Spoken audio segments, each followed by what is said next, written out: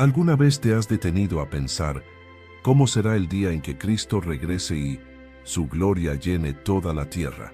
¿Has imaginado el momento en que los cielos se abran y el Hijo del Hombre aparezca con poder y majestad, acompañado de sus ángeles, para ser glorificado en aquellos que le pertenecen?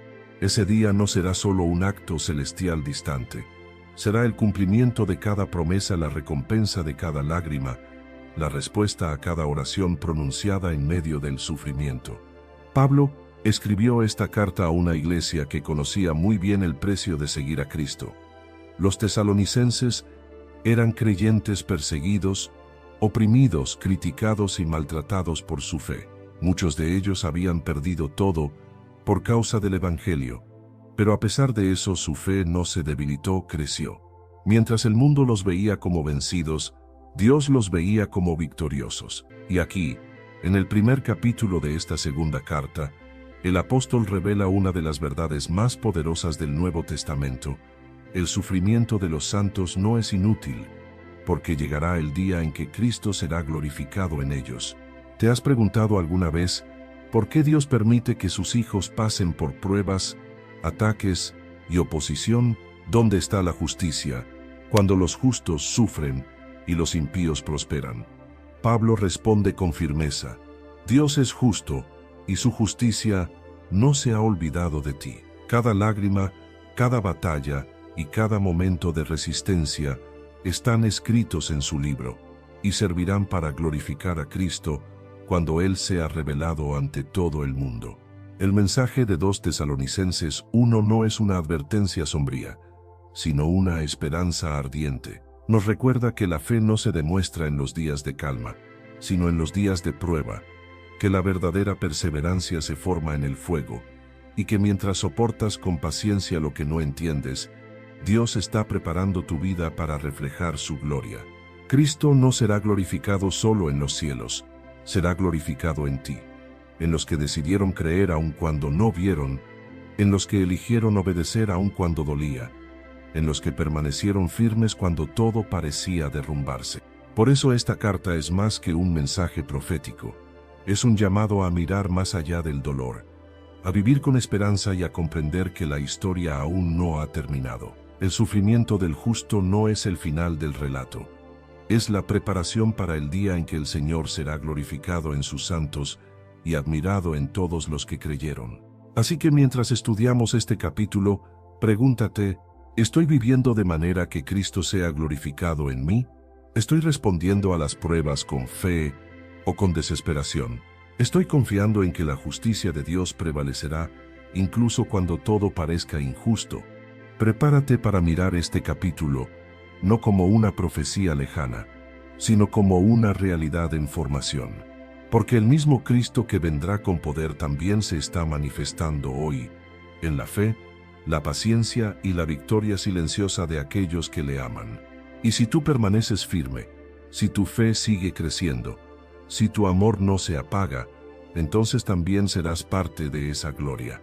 Porque llegará el día, y está más cerca de lo que pensamos, en que Cristo será glorificado en sus santos, y su gloria brillará en ti. En 2 de Tesalonicenses 1:1-2 se narra: Pablo, Silvano y Timoteo, a la iglesia de los tesalonicenses en Dios nuestro Padre y en el Señor Jesucristo, gracia y paz a vosotros, de Dios nuestro Padre y del Señor Jesucristo. En esta sencilla pero poderosa salutación se esconde la base sobre la cual se construye toda la segunda carta a los tesalonicenses. Pablo, el apóstol incansable, escribe junto a sus colaboradores Silvano, Silas y Timoteo, quienes también habían sido testigos del nacimiento de aquella comunidad de fe en medio de la persecución. Tesalónica, una ciudad portuaria e influyente en Macedonia, era un punto estratégico del Imperio Romano, un centro comercial donde las ideologías, religiones y filosofías del mundo antiguo se entrecruzaban. Allí, en medio del ruido político y religioso, había surgido una iglesia viva, ardiente, perseguida, pero profundamente fiel. Pablo les escribe poco tiempo después de su primera carta. Había recibido noticias de que los creyentes seguían firmes, aunque las pruebas no cesaban. Había confusión acerca del regreso de Cristo. Algunos pensaban que el día del Señor ya había llegado, otros estaban desanimados, y algunos incluso habían abandonado el trabajo esperando una liberación inmediata. Frente a todo esto, el apóstol no responde con argumentos fríos, sino con una afirmación de fe. Dios sigue gobernando, Cristo sigue siendo el Señor, y la gracia y la paz siguen fluyendo desde su trono hacia los que perseveran. Pablo no inicia con reproches, sino con identidad. Antes de hablar de justicia, juicio o recompensa, recuerda a los creyentes quiénes son y a quién pertenecen. La iglesia de los tesalonicenses en Dios nuestro Padre y en el Señor Jesucristo. No son un grupo aislado que intenta sobrevivir a los ataques del mundo. Son una comunidad plantada en Dios, enraizada en el Señor. Esto cambia completamente la perspectiva. La iglesia no es una organización humana, es una extensión del reino eterno en la tierra. Esa frase, en Dios nuestro Padre y en el Señor Jesucristo, es el escudo invisible que protege a los fieles. Pablo les recuerda que están rodeados por la divinidad, sostenidos por la paternidad de Dios y cubiertos por la autoridad de Cristo. Mientras el mundo los desprecia, el cielo los abraza. Mientras los hombres los rechazan, Dios los reconoce como suyos. La expresión gracia y paz no es un simple saludo. En el lenguaje del apóstol, la gracia, Peter Dei, Zario Peter Dei, y es la fuente de toda bendición, y la paz, Zario Peter Dei, y es resultado de vivir bajo esa gracia. En otras palabras, Pablo declara sobre ellos que la fuente divina de favor te llene, y que la plenitud del alma que solo Dios puede dar te sostenga. Es un recordatorio de que la paz verdadera no depende de circunstancias externas, sino de una relación interior con el Señor. En ese tiempo, Tesalónica estaba marcada por la idolatría y el culto al César. Reconocer a Jesús como Señor era considerado un acto de traición política. Decir Jesucristo es el Señor era desafiar el poder imperial. Sin embargo, los creyentes no se acobardaron.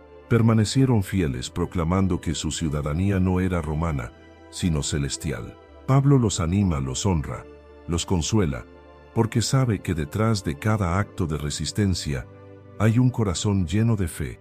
En esta introducción, el apóstol sienta el tono del capítulo, la fe que resiste, la gracia que sostiene y la paz que trasciende.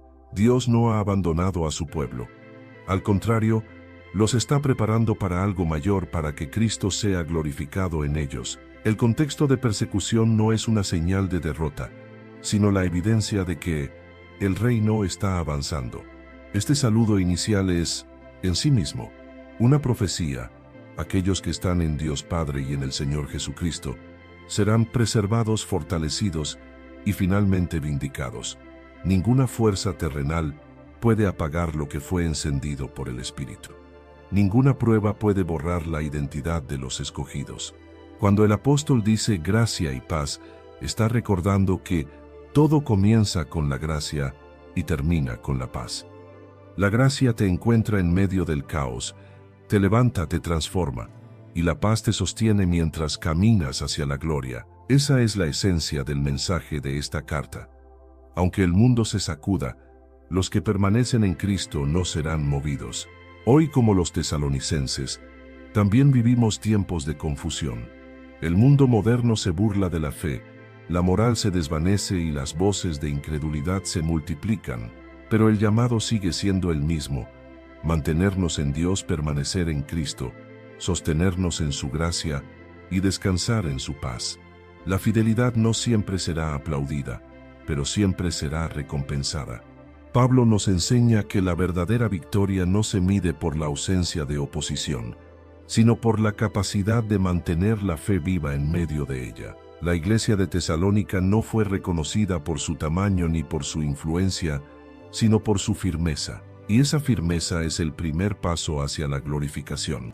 Porque antes de que Cristo sea glorificado en sus santos, Él debe ser glorificado en su perseverancia. Cada creyente que se mantiene fiel en medio del fuego es una antorcha que anuncia el retorno del Rey. La historia de Tesalónica nos recuerda que Dios no busca iglesias perfectas, sino iglesias fieles, comunidades que, aun en medio de la tormenta, siguen declarando Jesús es el Señor, y esa declaración, simple pero eterna, será el eco de la gloria venidera. En 2 de Tesalonicenses 1:3, se narra: debemos siempre dar gracias a Dios por vosotros, hermanos, como es digno, por cuanto vuestra fe va creciendo, y el amor de todos y cada uno de vosotros abunda para con los demás. Pablo comienza esta segunda parte con un tono profundamente pastoral. No hay quejas, no hay reclamos, sino gratitud. El apóstol reconoce algo extraordinario en la comunidad de Tesalónica. Su fe no solo se ha mantenido en pie a pesar de las circunstancias adversas, sino que ha crecido. En medio de la persecución, la fe de estos creyentes no se debilitó, se fortaleció, no se apagó, se expandió. Aquí está una de las verdades más hermosas del Evangelio. La fe genuina no florece en la comodidad, sino en la dificultad. Pablo dice que debemos dar gracias porque ese crecimiento no era mérito humano, sino obra de Dios. En el texto original la expresión va creciendo muy pijapul, aumento sobrenatural, un crecimiento fuera de lo normal. No se trata de un proceso natural ni predecible, es un crecimiento que ocurre cuando la fe es probada por el fuego de la adversidad. Dios usa las presiones del mundo como el terreno donde su poder se manifiesta en los que confían en Él. Cada vez que el creyente This episode is brought to you by Indeed. Stop waiting around for the perfect candidate. Instead, use Indeed sponsored jobs to find the right people with the right skills fast. It's a simple way to make sure your listing is the first candidates see. According to Indeed data, sponsored jobs have 4 times more applicants than non-sponsored jobs. So go build your dream team today with Indeed. Get a $75 sponsored job credit at Indeed.com/podcast. Terms and conditions apply. This episode is brought to you by Greenlight. Get this. Adults with financial literacy skills have 82% more wealth than those who don't. From swimming lessons to piano classes, us parents invest in so many things to enrich our kids' lives. But are we investing in their future financial success? With Greenlight, you can teach your kids financial literacy skills like earning, saving, and investing. And this investment costs less than that after-school treat. Start prioritizing their financial education and future today with a risk-free trial at greenlight.com/Spotify. Greenlight.com/Spotify. enfrenta una prueba y decide mantenerse firme, su fe se expande un poco más. Así como el músculo crece al resistir el peso, la fe se fortalece al resistir la oposición. En Tesalónica el entorno era hostil. El Imperio Romano promovía la adoración al César y los judíos perseguían a los seguidores de Cristo. Sin embargo, en lugar de esconderse o rendirse, la Iglesia eligió crecer. La fe que crece no es pasiva ni conformista. Es una fe viva que responde a la adversidad con esperanza. Pablo también resalta otro aspecto esencial: el amor entre los creyentes. Dice que el amor de todos y cada uno de vosotros abunda para con los demás. La persecución, en lugar de dividirlos, los unió más. Donde el enemigo quiso sembrar miedo, Dios sembró comunión. Donde quiso destruir la fe, Dios multiplicó el amor. Esta es una de las señales más claras de una comunidad madura espiritualmente, cuando el dolor no los separa, sino que los vuelve más fuertes, más solidarios y más compasivos. La fe y el amor son 2 pilares inseparables. La fe se dirige hacia Dios, el amor se dirige hacia los demás. Una fe que crece siempre produce un amor que se expande. No se puede tener una sin la otra. Cuando confiamos verdaderamente en Dios, aprendemos a amar más profundamente, incluso a quienes nos hieren. Y cuando amamos como Cristo amó, nuestra fe se vuelve más fuerte, porque el amor expulsa el temor. Este versículo también nos enseña algo crucial. La fe no se mide por lo que decimos creer, sino por lo que resistimos creyendo. Cualquiera puede decir que confía en Dios cuando todo va bien, pero la fe auténtica se revela cuando todo parece derrumbarse y aún así seguimos firmes. La iglesia de Tesalónica tenía todos los motivos para rendirse, pero eligió seguir confiando, seguir amando, seguir creciendo.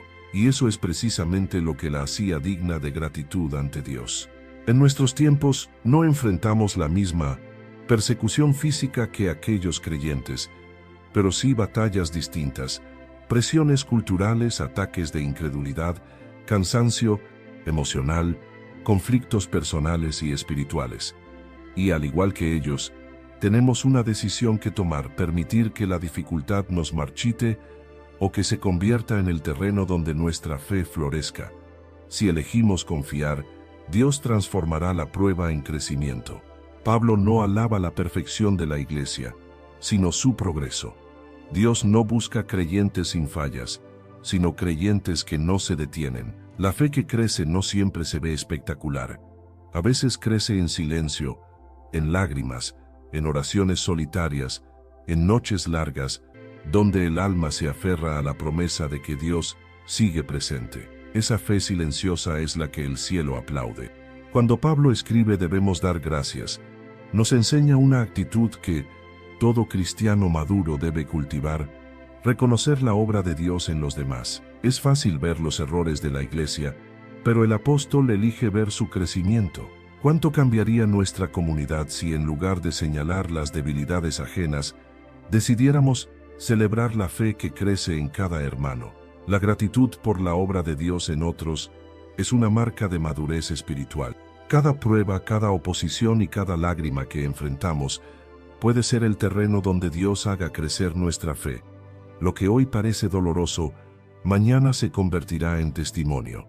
Lo que hoy pesa, mañana será fortaleza. La fe no es un escudo que nos evita el fuego, es una llama que no se apaga en medio de él. Y es aquí donde se cumple la primera gran verdad del capítulo: la fe que crece bajo presión glorifica a Cristo.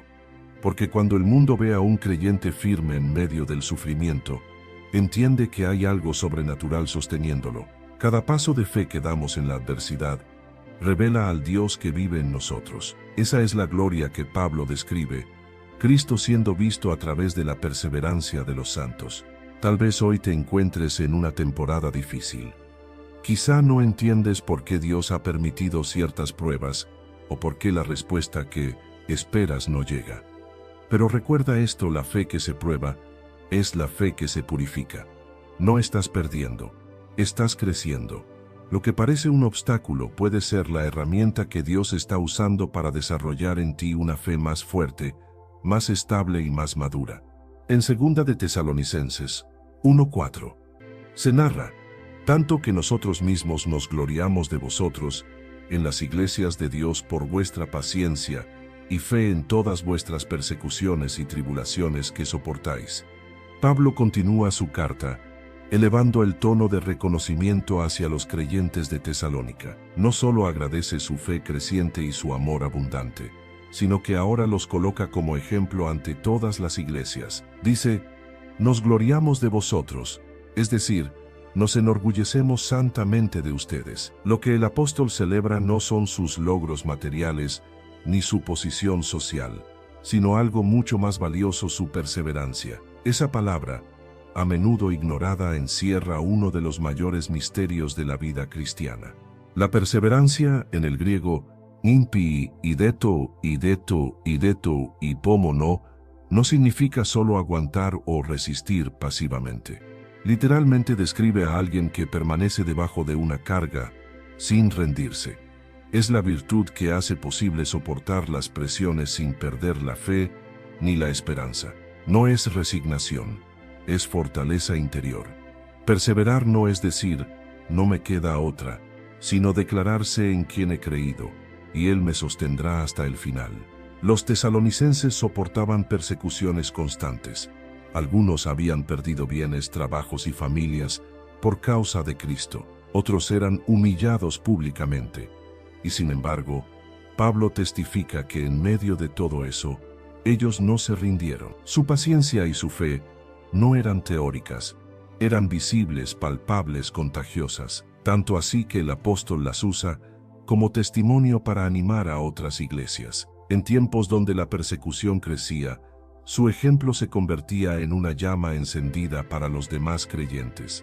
Aquí aprendemos algo vital: la perseverancia del creyente no solo glorifica a Dios, sino que también edifica al cuerpo de Cristo. Cada vez que un hijo de Dios decide mantenerse firme en medio del dolor, otros recuperan fuerza al verlo. Tu perseverancia no es solo para ti, es una predicación silenciosa que inspira a los que te rodean. En un mundo que busca resultados inmediatos, la constancia del cristiano es una declaración contracultural. Seguimos creyendo aunque no veamos, seguimos amando aunque duela, seguimos avanzando aunque todo se oscurezca. Pablo menciona dos virtudes inseparables: paciencia y fe. La paciencia es la actitud que mantiene firme el corazón.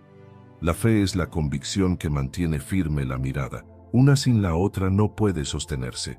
La fe da dirección, la paciencia da resistencia. La fe dice Dios puede hacerlo. La paciencia dice, esperaré hasta que Él lo haga. Cuando ambas caminan juntas, el alma se vuelve inquebrantable. El apóstol no idealiza el sufrimiento, no dice que sea fácil ni agradable, pero sí enseña que tiene propósito. Cada tribulación tiene un límite, pero la perseverancia que produce permanece. Dios no está tan interesado en evitar que sientas el peso como en fortalecer los hombros que lo cargan. Las dificultades no destruyen al creyente, lo revelan. Es en los días de prueba donde realmente descubrimos quién gobierna nuestro corazón. La perseverancia de los tesalonicenses era la evidencia viva de que Dios obraba en ellos. Su resistencia era espiritual, no humana. Pablo no los compara con héroes de guerra, sino con templos de fe. Cada día que soportaban en obediencia, se convertían en testigos del poder de Cristo. Lo que el enemigo quiso usar para destruirlos, Dios lo transformó en testimonio. Perseverar también implica recordar que el dolor no es eterno, pero la recompensa sí. Hay un final preparado por Dios, y cada paso firme nos acerca más a Él. Cuando el apóstol se gloriaba de los tesalonicenses, no lo hacía porque eran fuertes, sino porque reflejaban la fuerza de aquel que los sostenía. Su fe en medio del sufrimiento apuntaba directamente a la gloria de Cristo. En nuestros días, la perseverancia sigue siendo el testimonio más poderoso del creyente. No se mide por cuánto hablamos de fe, sino por cómo la vivimos cuando nadie nos aplaude. Perseverar es seguir sirviendo cuando otros abandonan, seguir orando cuando parece que el cielo está en silencio, seguir creyendo cuando todo se derrumba. La fe que no persevera no madura. La fe que resiste hasta el fin brilla. El mundo observa. Aunque no lo digan, los que te rodean notan cómo enfrentas la adversidad. Tu actitud frente a la prueba puede ser la semilla de fe que alguien necesita ver para acercarse a Dios. Los tesalonicenses eran conocidos por su paciencia y fe. Tú también puedes ser conocido por la serenidad con la que esperas en Dios. La perseverancia no hace ruido, pero deja huellas. En un tiempo donde muchos abandonan por cansancio, donde el amor se enfría y la fe se debilita, Dios sigue levantando creyentes como los de Tesalónica, hombres y mujeres que soportan las pruebas, sin perder el corazón, que confían en silencio, que siguen creyendo aunque el camino sea estrecho. Ellos no se rinden porque saben que cada día que permanecen firmes, están glorificando a Cristo y preparando el terreno para su manifestación. La perseverancia no es un don reservado para unos pocos, es el resultado de una relación profunda con Dios. Si tu comunión con Él es constante, tu firmeza también lo será. La perseverancia no se fabrica, se cultiva en la presencia de aquel que nunca se rinde contigo. Cristo mismo perseveró hasta la cruz, soportó el dolor por el gozo puesto delante de Él, y ese mismo espíritu que lo sostuvo vive en ti. Por eso cuando crees que no puedes más, su fuerza comienza donde termina la tuya. En 2 de Tesalonicenses 1:5, se narra, esto es demostración del justo juicio de Dios, para que seáis tenidos por dignos del reino de Dios, por el cual asimismo padecéis. En este versículo, el apóstol Pablo introduce un concepto solemne y profundamente revelador. El sufrimiento del creyente es evidencia del justo juicio de Dios. Lo que a simple vista parece injusticia, ver a los fieles oprimidos y a los impíos prosperando, en realidad es parte del proceso por el cual Dios manifiesta su justicia eterna. Pablo no está diciendo que los cristianos sean castigados, sino que sus pruebas y persecuciones son el escenario donde se revela el carácter justo del Dios que gobierna sobre todas las cosas. La frase, "Esto es demostración del justo juicio de Dios", nos invita a mirar más allá de las apariencias. En la superficie, el sufrimiento parece absurdo, pero espiritualmente es una demostración, en griego endeigma, es decir, una prueba visible, una señal externa de que Dios está obrando con propósito. El sufrimiento de los creyentes no significa abandono divino, sino pertenencia al reino. La prueba no te aleja de Dios, te identifica con Él. Por eso Pablo dice que seremos tenidos por dignos del reino de Dios, no porque el dolor nos haga merecedores, sino porque la perseverancia en medio del dolor demuestra que nuestra fe es auténtica. El reino de Dios no se obtiene por mérito humano, sino por gracia divina. Sin embargo, el creyente que sufre por ese reino se convierte en una evidencia viva de su realidad. El sufrimiento por causa de Cristo es una marca de identidad espiritual. Cada vez que soportamos la oposición del mundo, confirmamos que nuestra lealtad no está en la tierra, sino en el cielo. En otras palabras, la prueba certifica la autenticidad de nuestra fe. Pablo no dice que Dios sea injusto por permitir la aflicción, sino que Dios es justo porque usa la aflicción para refinar la fe y preparar la gloria. Aquí se revela un principio eterno. Lo que el enemigo usa para destruirte, Dios lo transforma en tu validación. La fe que permanece bajo presión se convierte en testimonio de la justicia divina. Los ojos humanos pueden ver solo dolor, pero el cielo ve el cumplimiento de un propósito mayor. Ser tenidos por dignos del reino no implica que merezcamos la salvación, sino que caminamos en coherencia con ella. La dignidad aquí no es orgullo, sino pureza probada. Es el resultado de una vida que refleja el valor del reino por el cual se sufre. Cuando un creyente soporta el fuego sin negar su fe, el mundo ve algo que no puede entender, ve el poder invisible de Dios actuando en lo visible. El reino de Dios no se construye con palabras, sino con fidelidad. Cada lágrima derramada por causa de Cristo tiene un peso eterno. Cada renuncia, cada sacrificio, cada decisión de permanecer fiel en medio de la oposición, tiene valor en los registros celestiales. No hay sufrimiento en vano en la economía divina. Dios no desperdicia el dolor de los que lo aman. Lo convierte en testimonio, en fortaleza, en corona. En la frase por el cual asimismo padecéis, Pablo reconoce que los creyentes no sufren por casualidad, sino por causa del reino. El enemigo no ataca lo que no representa una amenaza. Si las tinieblas se levantan contra ti, es porque hay luz en ti. Tus pruebas son una señal de que llevas algo del reino dentro. Lo que estás enfrentando hoy no es un castigo, sino una confirmación de propósito. Los hijos de Dios no son inmunes al sufrimiento, pero son inmunes a la derrota, porque su dolor está bajo el control de un Dios justo. Esta perspectiva cambia por completo nuestra manera de ver las pruebas. El sufrimiento deja de ser un obstáculo y se convierte en una oportunidad para demostrar que nuestra esperanza no depende de las circunstancias, sino de la fidelidad de Dios. Cuando todo parece injusto, la fe nos recuerda que Dios nunca deja de ser justo. Su justicia no siempre se manifiesta inmediatamente, pero es segura, perfecta y eterna. Él no se olvida de los que sufren por su nombre, y llegará el día en que todo será revelado ante los ojos del mundo. Esta demostración del justo juicio de Dios también apunta al futuro. Cada acto de fidelidad que hoy pasa inadvertido será reconocido públicamente cuando Cristo venga en gloria. Cada vez que elegiste perdonar en lugar de vengarte, orar en lugar de quejarte, esperar en lugar de rendirte, estás acumulando peso de gloria. Lo que hoy parece una carga, mañana será una corona. Dios no solo ve tu dolor, lo redime, lo transforma y lo eleva a la categoría de testimonio eterno.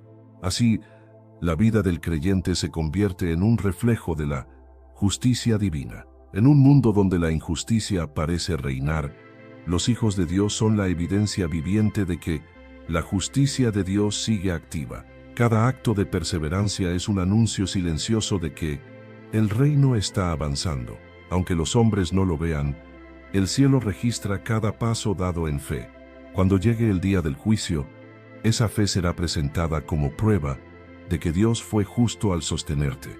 Cuando atraviesas una temporada de dolor o injusticia, recuerda que tu sufrimiento no es un error del sistema, es parte del plan divino para revelar la justicia de Dios. Las pruebas que enfrentas no significan que hayas sido olvidado, sino que estás siendo formado.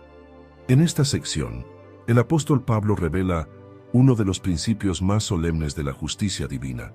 Dios retribuirá a cada uno según sus obras. La injusticia humana no quedará sin respuesta. Las lágrimas de los justos no se olvidan en el cielo. Las heridas causadas por la persecución, la calumnia o la maldad no serán ignoradas. Pablo declara con firmeza que es justo delante de Dios, una afirmación que lleva el peso de la santidad divina. Que el Creador traiga tribulación a los que oprimen y descanso a los que sufren por su causa. Aquí se presenta una doble dimensión del juicio de Dios. Retribución para los impíos y reposo para los santos. No es venganza humana sino justicia celestial. La venganza es producto del enojo. La retribución divina es fruto de la perfección moral de Dios. Mientras nosotros podríamos reaccionar con ira, Dios actúa con santidad. Él no castiga por impulso, sino por justicia. Lo que los hombres creen haber hecho impunemente será juzgado con precisión divina, y lo que los justos han sufrido en silencio será recompensado con ternura eterna. La expresión pagar con tribulación no debe entenderse como simple castigo, sino como una restauración del equilibrio moral del universo. Dios no puede ser indiferente ante el sufrimiento de su pueblo, porque su naturaleza es justa. Cuando alguien hiere, persigue o destruye a los hijos de Dios, no está atacando solo a personas, sino al mismo propósito del reino. Por eso Pablo enfatiza que Dios se levantará para hacer justicia. Pero al mismo tiempo, la promesa para los fieles es incomparable. Daros reposo con nosotros. Esa palabra, ánesis, significa alivio, descanso, liberación de la presión. Es la imagen del arquero que suelta la cuerda de un arco tenso. Así es el descanso que Dios promete a los suyos, la liberación final del peso que hoy soportan. Ese reposo no es simplemente ausencia de sufrimiento, sino la plenitud de la presencia de Cristo. En ese descanso no habrá miedo, ni ansiedad, ni lágrimas. Será el cumplimiento de la promesa de Jesús: venid a mí todos los que estáis trabajados y cargados, y yo os haré descansar. Sin embargo, Pablo aclara cuándo llegará ese descanso definitivo: cuando se manifieste el Señor Jesús desde el cielo con los ángeles de su poder. La justicia plena de Dios se revelará en la segunda venida de Cristo. Hasta ese día, los creyentes deben esperar con fe y paciencia, sabiendo que el alivio está asegurado. En la revelación de Cristo, los papeles se invertirán, los que fueron perseguidos serán consolados, y los que oprimieron serán confrontados por la gloria del Cordero. El descanso prometido no significa que los creyentes no puedan experimentar paz en esta vida. Hay un reposo espiritual que comienza ahora, en el alma que confía en Dios a pesar de las circunstancias. Pero la plenitud de ese descanso solo llegará cuando el Señor aparezca con poder y majestad. Esa promesa debe sostenernos mientras esperamos. Cada día de lucha es una jornada más cerca del descanso eterno. Cada oración pronunciada en lágrimas será respondida en gloria. Este pasaje también nos enseña a dejar la justicia en las manos de Dios. Pablo no incita a la venganza ni al resentimiento. Al contrario, invita a la confianza. Dios es quien paga con justicia, no nosotros. La venganza personal solo nos ata al pasado. La confianza en la justicia divina nos libera para vivir en paz. Por eso Romanos 12:19 dice: no os venguéis vosotros mismos, amados míos, sino dejad lugar a la ira de Dios. Porque escrito está: mía es la venganza, yo pagaré, dice el Señor.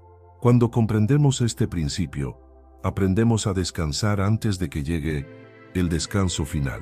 Dejamos de intentar ajustar cuentas por nuestra propia fuerza y nos refugiamos en la promesa de que el juez del universo no permitirá que la injusticia triunfe. Mientras el mundo clama por venganza, el creyente confía en la justicia de Dios, porque sabe que esa justicia no falla y que su tiempo es perfecto. Este reposo prometido también tiene una dimensión comunitaria. Pablo dice: daros reposo con nosotros, incluyendo a sí mismo y a los demás siervos de Dios. Todos los santos, de todas las generaciones, compartirán un mismo descanso. No será un reposo individual, sino una comunión gloriosa de almas redimidas, descansando juntas en la presencia de su Señor. Allí no habrá cansancio espiritual ni dolor emocional, solo gozo, paz y adoración eterna. Por eso, cuando hoy te sientas cansado, incomprendido o herido por las injusticias del mundo, recuerda que el descanso que Dios promete es más profundo que cualquier alivio temporal. No te canses de hacer el bien, no respondas al mal con mal, no te desanimes por la lentitud de la justicia humana. El descanso del Señor está en camino, y su manifestación será gloriosa. A veces parece que los malos ganan y los justos pierden, pero la historia no ha terminado. Dios está escribiendo capítulos que todavía no hemos leído. El sufrimiento de hoy no define tu futuro, es solo la antesala de un descanso eterno. Mientras los hombres levantan sus propios juicios, el juez eterno prepara un veredicto perfecto. Si confías en él, nada de lo que soportas será en vano. En 2 de Tesalonicenses 1:7, 8, se narra: cuando se manifieste el Señor Jesús desde el cielo con los ángeles de su poder, en llama de fuego, para dar retribución a los que no conocieron a Dios, ni obedecen al Evangelio de nuestro Señor Jesucristo. Con estas palabras, Pablo eleva la mirada de los creyentes hacia el evento más majestuoso de toda la historia humana, la manifestación gloriosa de Jesucristo. Hasta este punto, ha hablado del sufrimiento, de la perseverancia y de la justicia divina, pero ahora revela el momento culminante en el que todo eso tendrá su cumplimiento. La esperanza cristiana no es una ilusión futura, sino una certeza fundamentada en la promesa de aquel que regresará en gloria. El mismo Cristo que vino en humildad, volverá con poder y majestad, y su venida pondrá fin a toda injusticia. Pablo utiliza la palabra manifestarse, sapi tet hante mil pi a, Apocalipsis, que significa literalmente descubrir lo que está oculto. Hoy el mundo no ve plenamente la gloria de Cristo, su poder está velado ante los ojos de los incrédulos, pero llegará el día en que esa gloria será revelada sin límite alguno. Los cielos se abrirán, la historia se detendrá, y el Señor aparecerá acompañado de los ángeles de su poder. Esta imagen no es simbólica, sino literal y profética. Cristo no regresará en silencio, sino en resplandor, rodeado de la hueste celestial que testifica su autoridad sobre toda la creación. El contraste con su primera venida es impactante. La primera vez vino como siervo, montado en un asno, rechazado y crucificado. La segunda vez vendrá como rey y juez, montado en las nubes, coronado de gloria, con la voz que sacudirá los cielos y la tierra. Aquellos que un día se burlaron de su poder verán su majestad innegable. La manifestación del Señor no será solo un acto glorioso, sino también una revelación de justicia. En ese momento el amor perfecto y la justicia perfecta se unirán en una sola obra divina. Pablo describe ese día como una aparición en llama de fuego. El fuego en la Escritura simboliza tanto la presencia purificadora de Dios como su juicio santo. Es el mismo fuego que en el Éxodo descendió sobre el monte Sinaí y que en Pentecostés reposó sobre los creyentes. Pero aquí, el fuego tiene un propósito doble: consolar a los suyos y juzgar a los que rechazaron al Señor. En el mismo acto de su aparición, el fuego purificará a los fieles y consumirá la arrogancia de los impíos. El texto declara que Cristo vendrá para dar retribución a los que no conocieron a Dios ni obedecen al Evangelio. Es una frase que encierra el peso eterno de la justicia divina.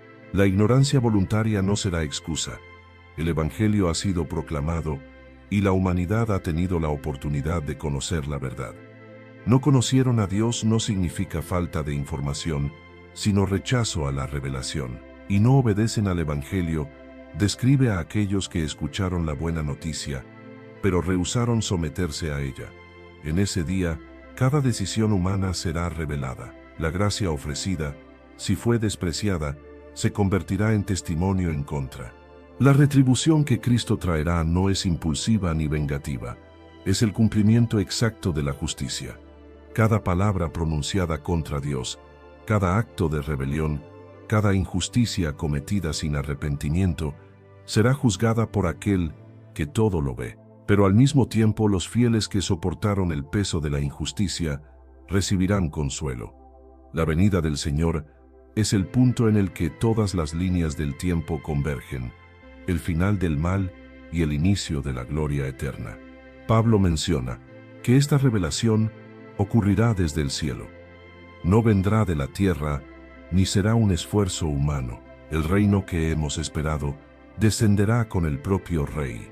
Desde el cielo vendrá la respuesta que generaciones han anhelado, el cumplimiento de toda promesa, la restauración de todo lo que fue roto, la reivindicación de cada lágrima derramada. La fe que sostuvo a los creyentes perseguidos encontrará su recompensa cuando vean el rostro de aquel a quien sirvieron sin verlo. La manifestación de Cristo con sus ángeles también nos recuerda que este no será un evento privado o espiritualizado, sino una revelación universal. Todo ojo lo verá. Nadie podrá ignorar su regreso. Los ángeles, ministros de su poder, acompañarán al Hijo en su procesión triunfal, y el universo entero será testigo de su justicia. Para los suyos será el día más glorioso.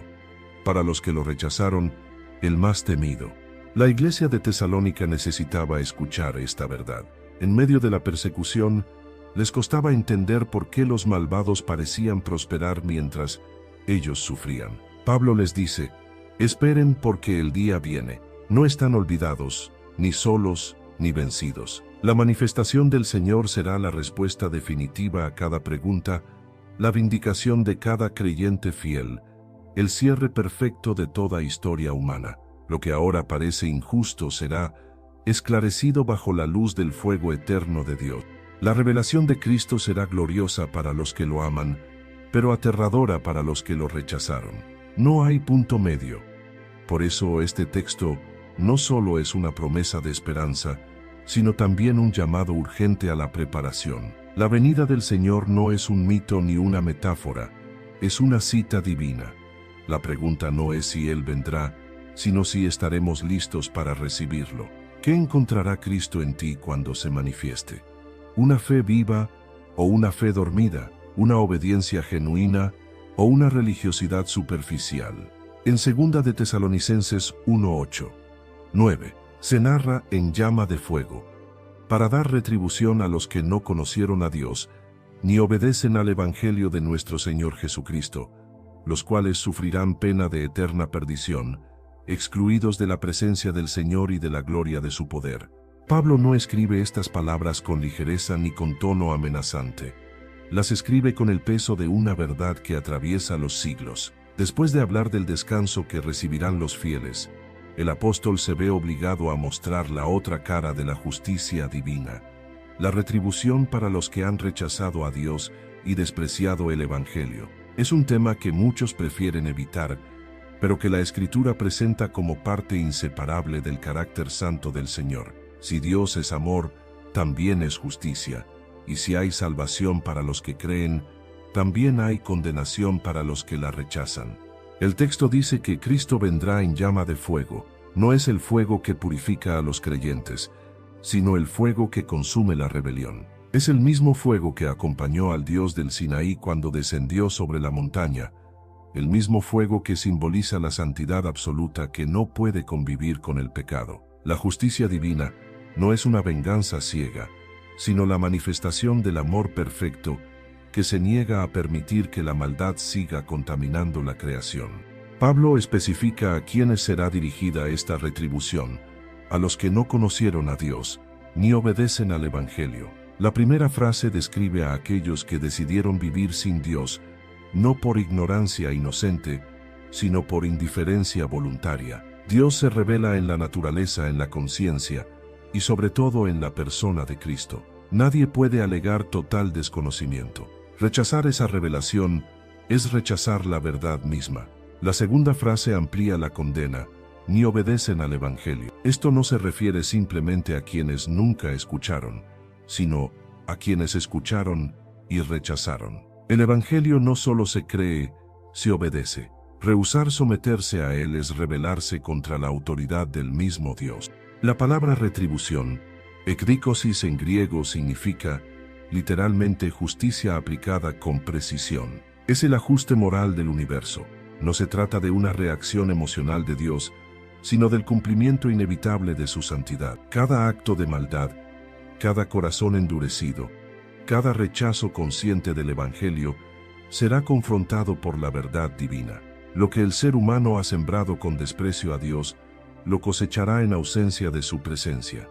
Y aquí el apóstol usa una de las descripciones más solemnes de todo el Nuevo Testamento: sufrirán pena de eterna perdición, excluidos de la presencia del Señor y de la gloria de su poder. La condenación no es simplemente un castigo físico o temporal, es una separación espiritual y eterna del Creador.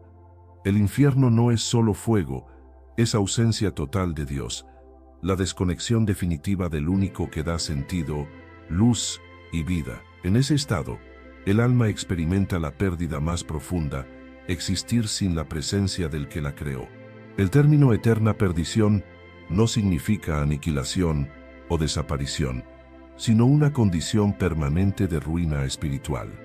Así como la vida eterna no es solo duración sino plenitud, la perdición eterna no es solo duración sino vacío absoluto. En ella no hay paz, ni propósito ni esperanza. Es el resultado natural de una vida vivida de espaldas a Dios. El juicio final no es arbitrario.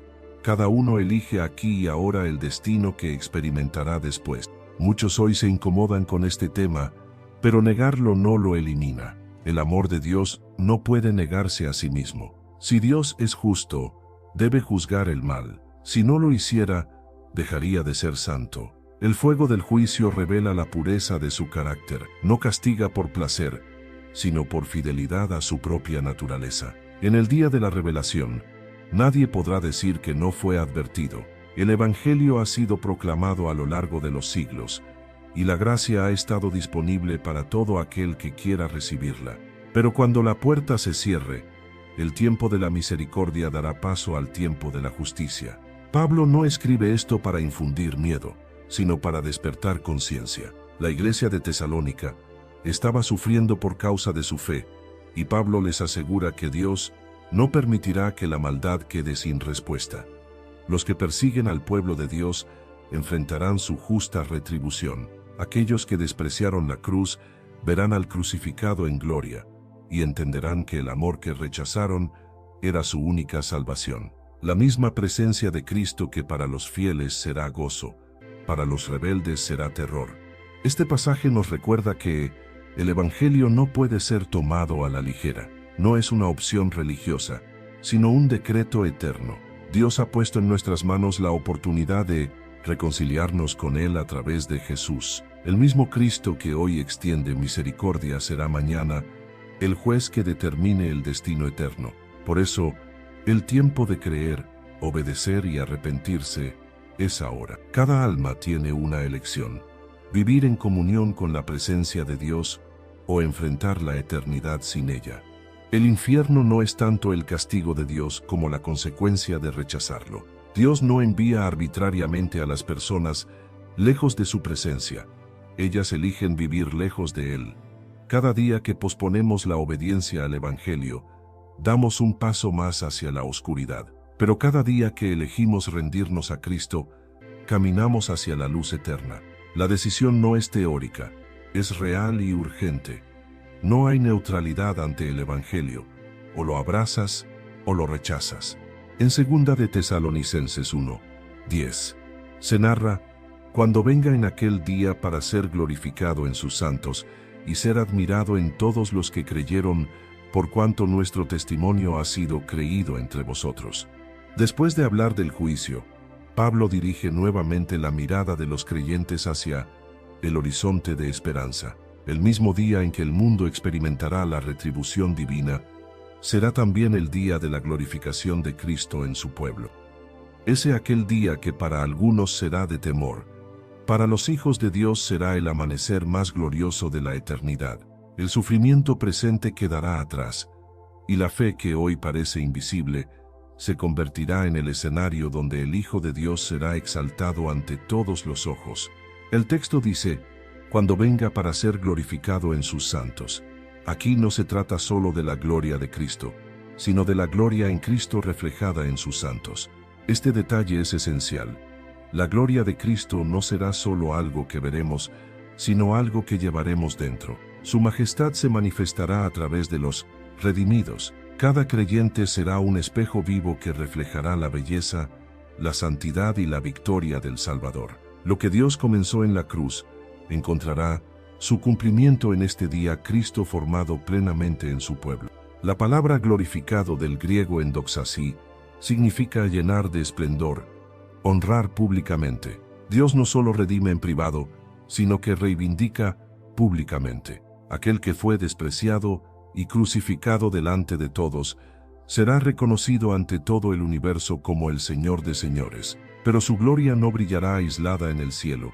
Se manifestará en la vida transformada de los que creyeron. Los santos serán el testimonio viviente de su poder redentor. Cada herida sanada, cada lágrima transformada en alabanza, cada batalla vencida por la fe se convertirá en una joya que reflejará su gloria. El fuego que probó la fe de los creyentes no habrá sido en vano.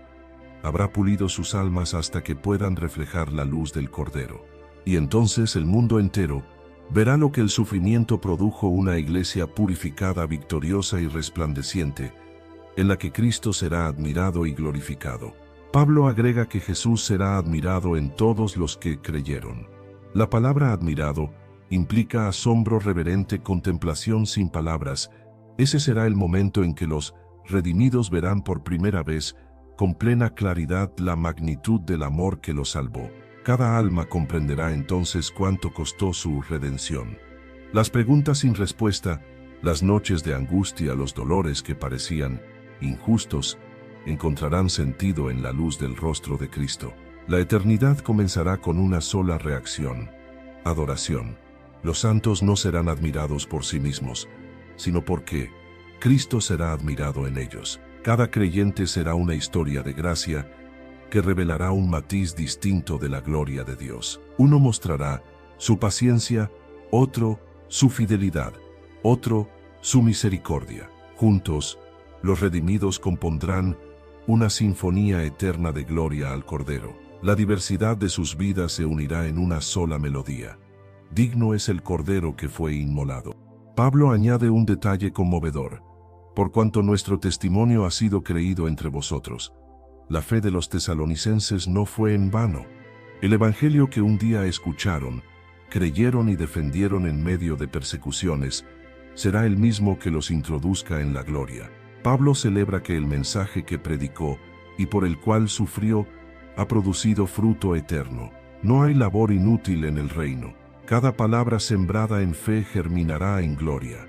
Este versículo también revela una profunda conexión entre el sufrimiento presente y la gloria futura. Los santos serán glorificados no a pesar de sus pruebas, sino a través de ellas. Cada aflicción soportada con fe habrá contribuido a su transformación. La cruz precede a la corona. Las lágrimas que hoy parecen insignificantes serán perlas en el día de la revelación. Cristo será glorificado en los suyos, porque ellos reflejarán lo que su gracia hizo en ellos. Este pasaje también define el propósito supremo de la salvación: que Cristo sea glorificado en nosotros. No fuimos redimidos solo para escapar del juicio, sino para participar de la gloria de aquel que nos salvó. La meta de la fe no es la comodidad, sino la comunión eterna con el Hijo de Dios. Por eso la verdadera esperanza cristiana no es simplemente ir al cielo, sino ver y reflejar la gloria del Señor. Imagina ese día: el cielo se abre, los ángeles llenan el firmamento, y el Hijo de Dios desciende en majestad. Los santos resucitan incorruptibles, los redimidos son transformados, y la creación entera rompe su silencio en adoración. En ese instante, la historia habrá alcanzado su propósito. Todo el sufrimiento, toda la injusticia y toda la espera quedarán envueltos en la luz eterna de la gloria de Cristo. No habrá más lucha, ni separación, ni llanto, solo la plenitud de la presencia de aquel que fue el centro de nuestra fe. El anhelo supremo del creyente no debería ser escapar del dolor, sino ser hallado digno de reflejar la gloria de Cristo. La meta de la vida cristiana no es evitar las pruebas, sino permitir que Dios las use para hacernos más semejantes a su Hijo. Cuando comprendemos esto, la esperanza deja de ser evasión y se convierte en transformación. No vivimos esperando un cielo lejano, sino preparándonos para una gloria que ya está formándose en nosotros. Cada paso de obediencia es un destello anticipado de esa manifestación. En 2 de Tesalonicenses 1:11, se narra: por lo cual asimismo oramos siempre por vosotros, para que nuestro Dios os tenga por dignos de su llamamiento, y cumpla todo propósito de bondad y toda obra de fe con su poder. Después de anunciar la gloria futura, Pablo desciende nuevamente al terreno práctico de la fe. Sabe que la esperanza celestial no debe llevar a la pasividad, sino a la perseverancia activa. Por eso en este versículo, abre su corazón pastoral y comparte la oración que eleva constantemente por los creyentes de Tesalónica. Su súplica no se centra en que sus circunstancias cambien, sino en que su carácter sea fortalecido para vivir de manera digna del llamamiento divino. Pablo ora para que los creyentes no solo esperen la gloria futura, sino que la anticipen con su manera de vivir hoy. La frase "por lo cual oramos siempre por vosotros" revela la constancia del apóstol. No ora de vez en cuando, ni solo cuando las cosas se complican. Su oración es continua, ferviente, perseverante. Pablo no dirige a los tesalonicenses un mensaje de aliento vacío. Lo sostiene en intercesión real. Él sabía que la fe que soporta persecución necesita más que palabras, necesita respaldo espiritual. Por eso cada carta de Pablo está impregnada de oración. Los santos no crecen solo por instrucción, sino por intercesión.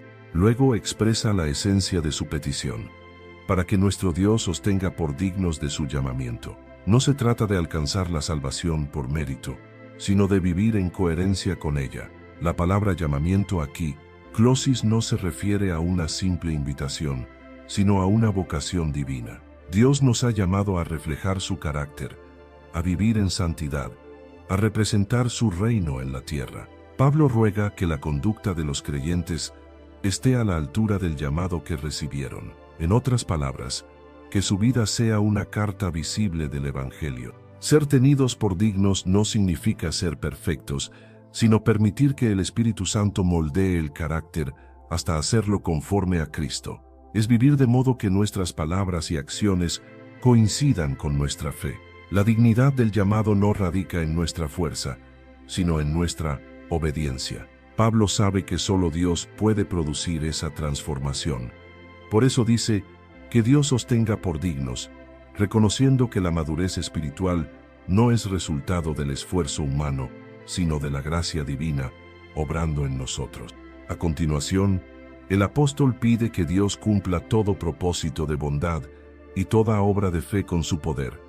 Esta es una de las oraciones más ricas en significado del Nuevo Testamento. Pablo está rogando que los buenos deseos que nacen en el corazón del creyente no queden en intención, sino que se cumplan con el poder de Dios. ¿Cuántas veces el creyente desea hacer el bien, servir, avanzar, perdonar o obedecer, pero se encuentra limitado por su debilidad? Pablo ora para que esos propósitos inspirados por el Espíritu lleguen a concretarse, no por fuerza humana, sino por la intervención divina. La expresión todo propósito de bondad nos recuerda que el bien que hacemos no nace de nosotros, sino de Dios, obrando en nosotros. Cada impulso de amor, cada deseo de servir, cada acto de compasión es evidencia de su gracia, pero esos propósitos deben ser cumplidos con su poder. Sin el poder de Dios, el bien se vuelve esfuerzo moralista. Con el poder de Dios, I saw this ad. I got a hit. In the new limited series, DTF St. Louis, Jason Bateman, David Harbour, and Linda Cardellini star as three suburbanites who spice up their love lives. Wow. Don't miss the new HBO original limited series, DTF St. Louis, premiering March 1st on HBO Max. This episode is brought to you by State Farm. Listening to this podcast? Smart move. Being financially savvy? Smart move. Another smart move? Having State Farm help you create a competitive price when you choose to bundle home and auto. Bundling, just another way to save with the Personal Price Plan. Like a good neighbor, State Farm is there. Prices are based on rating plans that vary by state. Coverage options are selected by the customer. Availability, amount of discounts and savings, and eligibility vary by state. El bien se transforma en fruto espiritual. La diferencia entre intentar vivir para Dios y permitir que Dios viva en nosotros es abismal. Lo primero produce agotamiento. Lo segundo produce plenitud. Pablo también menciona toda obra de fe. La fe no es solo una creencia interna, es una fuerza activa que produce acciones visibles. La fe verdadera siempre se traduce en obras, no para ganar el favor de Dios, sino para manifestar su poder. Cada acto de fe, predicar el Evangelio, sostenerse en medio de la adversidad, ayudar al necesitado, perdonar al ofensor, es una obra que Dios mismo energiza. Por eso el apóstol ora para que cada acción de fe sea acompañada por la energía del cielo. La fe sin poder se vuelve idealismo, la fe con poder se vuelve transformación. Esta oración de Pablo también nos enseña una lección profunda sobre el equilibrio entre la soberanía de Dios y la responsabilidad humana. Dios llama, capacita y fortalece, pero el creyente debe responder con obediencia y disposición. Pablo ora, pero también exhorta. La intercesión no sustituye la acción, la prepara. La oración no elimina la responsabilidad, la energiza. Por eso el crecimiento espiritual requiere tanto la obra de Dios en nosotros como nuestra respuesta a su iniciativa.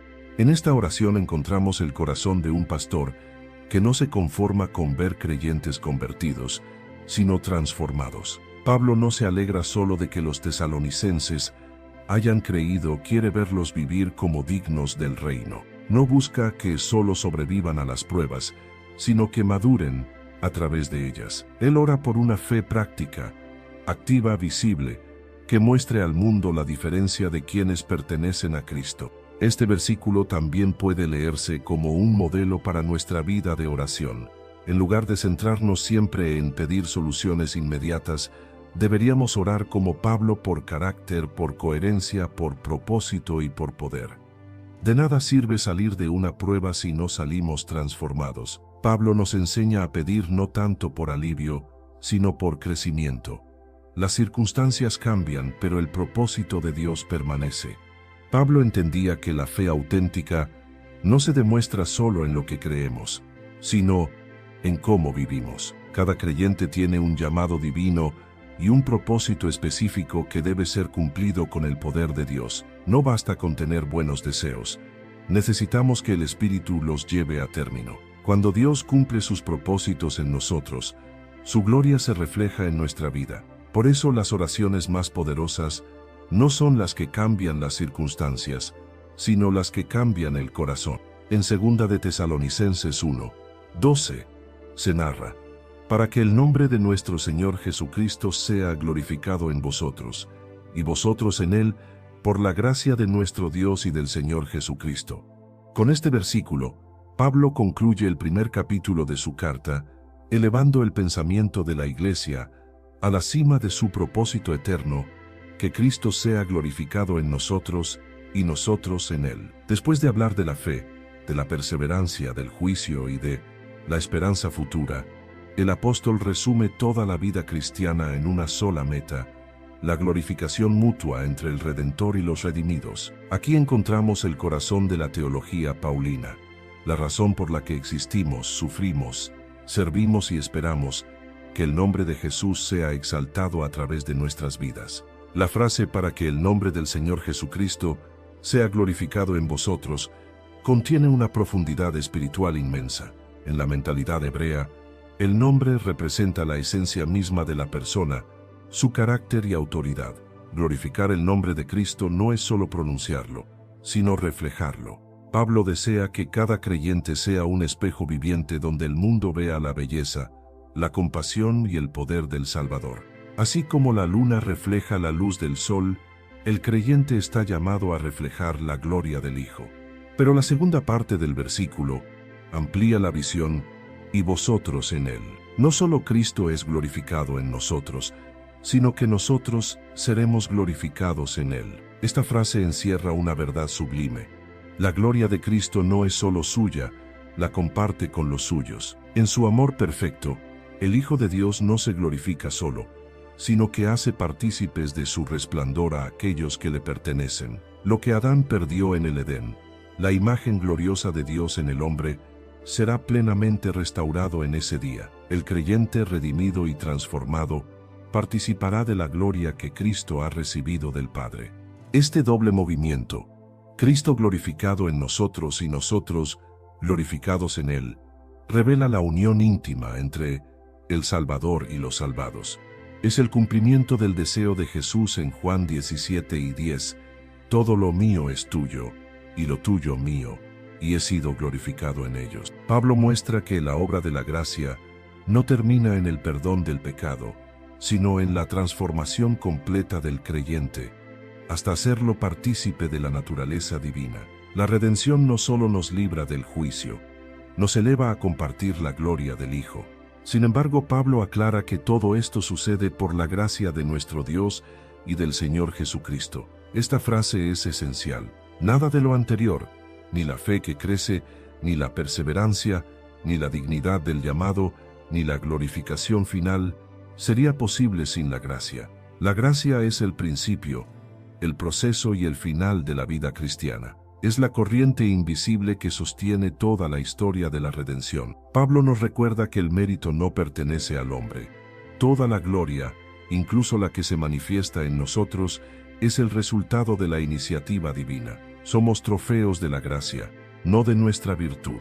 La gloria que Dios imparte no es para engrandecer al creyente, sino para exaltar al dador. Cristo es glorificado cuando su obra se ve en nosotros, cuando su carácter se refleja en nuestras decisiones, cuando su amor guía nuestras relaciones, cuando su poder se manifiesta en nuestra debilidad. Y nosotros somos glorificados en Él cuando dejamos de buscar reconocimiento propio y nos convertimos en reflejos vivos de su presencia. La gloria no se busca, se manifiesta cuando Cristo ocupa el centro. Pablo enseña que esta glorificación comienza ya en el presente. Cada vez que obedeces, Cristo se glorifica en ti. Cada vez que perdonas, que confías, que eliges la fe en medio del dolor, su nombre se exalta.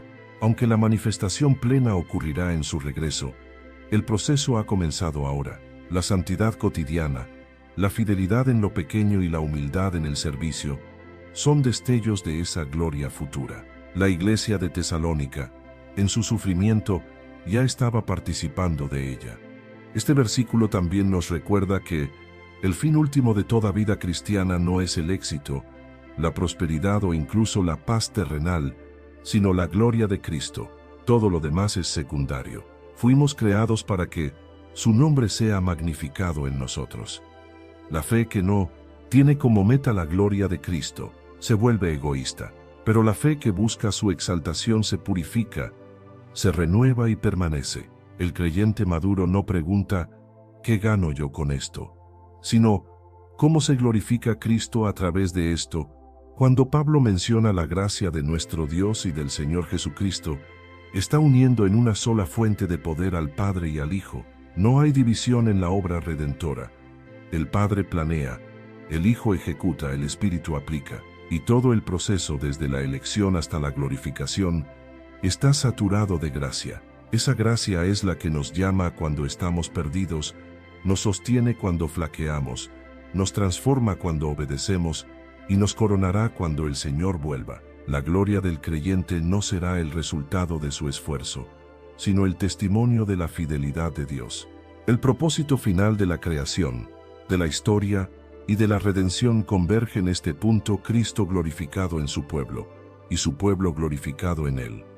Cuando ese día llegue, todo se alineará con el propósito eterno de Dios. Las lágrimas serán redimidas, el sufrimiento cobrará sentido, y la eternidad será el escenario donde el amor de Dios brille sin sombra alguna. La gloria de Cristo será la atmósfera de la nueva creación, y los redimidos serán sus portadores. Todo en la vida cristiana debe ser reinterpretado a la luz de este propósito. Si vives para la gloria de Cristo, cada prueba se convierte en entrenamiento, cada lucha en oportunidad, cada bendición en responsabilidad. Cuando entiendes que tu existencia tiene como fin reflejar su gloria, la vida adquiere sentido y la eternidad deja de ser un misterio para convertirse en destino. No fuimos llamados solo a creer, sino a manifestar en nuestras vidas la hermosura del Evangelio. Haz de esta verdad tu oración diaria. Señor, que tu nombre sea glorificado en mí, que tus palabras, tus decisiones, tu manera de amar y de reaccionar reflejen su carácter. Renuncia a buscar reconocimiento personal. Busca que el brillo de tu vida sea el reflejo de su presencia. Recuerda que el mundo no necesita ver creyentes perfectos, sino creyentes en quienes Cristo sea visible. Vive con esa conciencia. Eres un reflejo de la gloria de Dios en la tierra. Padre eterno, gracias por haberme llamado por gracia y haberme dado el privilegio de reflejar la gloria de tu Hijo. Que el nombre de Jesús sea exaltado en mi vida, y que cada acción, palabra y pensamiento apunten hacia Él. No permitas que mi corazón busque la gloria que solo a ti pertenece. Hazme instrumento de tu honor y testimonio vivo de tu fidelidad.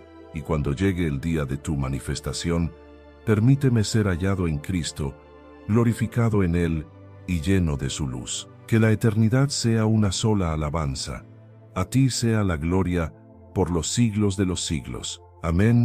Si buscas crecer en tu conocimiento de la palabra de Dios y profundizar en tus estudios bíblicos, te invitamos a suscribirte a nuestro canal Sabiduría Bíblica.